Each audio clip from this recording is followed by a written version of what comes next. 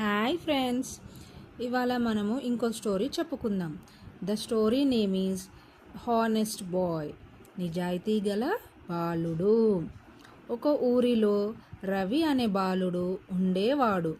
అతను రోజు పాఠశాలకు వెళ్తూ ఉండేవాడు, మంచి అబ్బాయి లాగా. అతనికి ఒకరోజు రోడ్డు పైన ఒక పర్సు కనిపించింది. అతను వెంటనే ఆ పర్సు తెరిచి చూడగా అందులో కొంత డబ్బు మరియు కొన్ని గుర్తింపు కార్డులు కూడా ఉన్నాయి.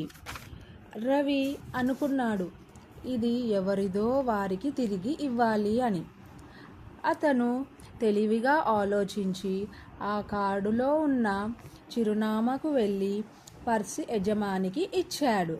యజమాని రవి చేసిన పని చాలా సంతోషపడి ధన్యవాదాలు కూడా చెప్పాడు.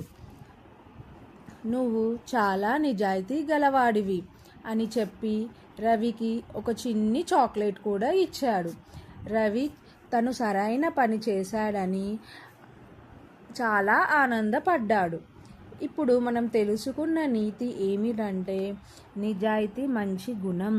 నిజాయితీగా ఉంటే అందరూ నమ్ముతారు. Thank you.